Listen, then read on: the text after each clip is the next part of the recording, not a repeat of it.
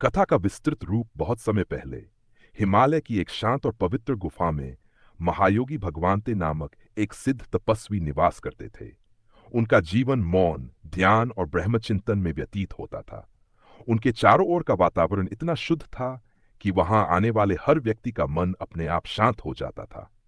भगवानते किसी से कुछ नहीं कहते थे, पर उनकी उपस्थिति मात्र से ही साधकों को आंतरिक शांति मिलती थी।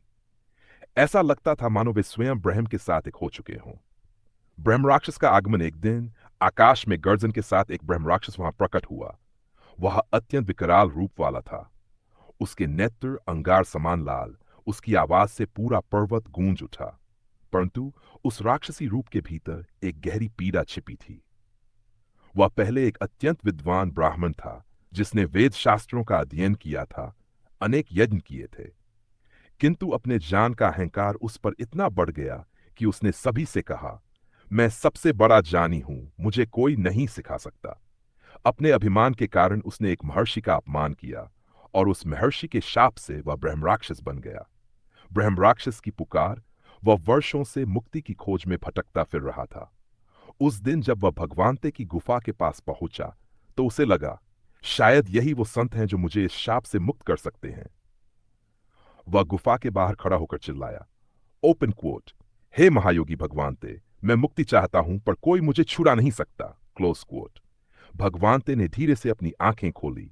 उनकी दृष्टि शांत करुणा से भरी थी। वे बोले, मुक्ति कर्म से नहीं भाव से मिलती है। अभिमान छोड़ो और अपने सच्चे स्वरूप को पहचानो, क्लोज क्वोट। ब्रह्मराक्षस का संशय ब्रह्मराक्षस हंस पड़ा और बोला, ओपन क्वोट, मैंने वेद पढ़े हैं, यज्ञ किए हैं, फिर भी मुझे मुक्ति नहीं मिली। अब तुम कहते हो कि भाव से मिलेगी? क्या इतना सरल है यह? Close quote. भगवान ते मुस्कुराए, ओपन क्वोट, जान से पहले विनम्रता आनी चाहिए। जब तक मैं जानता हूं का अहंकार रहेगा, तब तक ईश्वर नहीं मिलेगा, क्लोज क्वोट। यह वाक्य बिजली की तरह ब्रह्मराक्षस के मन में उतर गया। उसका मन कांप उठा। उसे पहली बार एहसास हुआ कि उसके सारे जान का मूल अहंकार था, न कि भक्ति।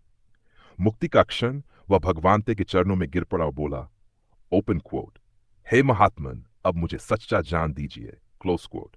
भगवानते ने अपने हाथ उठाए और कहा, ओपन क्वोट, जिस क्षण तू दूसरों में अपना ही स्वरूप देखेगा, उसी क्षण तू मुक्त हो जाएगा, क्लोज क्वोट। इन शब्दों को सुनकर ब्रह्म राक्षस की आंखों में आंसू भर आए। उसने सबके प्रति प्रेम, और अगर आपको ये लीला हृदय स्पर्शी लगी हो तो वीडियो को लाइक करना ना भूलें। दोस्तों और परिवार के साथ जरूर शेयर करें और चैनल को सब्सक्राइब करें ताकि आने वाली हर लीला की झलक सबसे पहले आपको मिले। आपका अनुभव हमारे लिए अनमोल है। कृपया कमेंट में जरूर बताएं कि इस लीला ने आपके मन को कैसे छुआ। राधे राधे, जय श्री कृष्ण।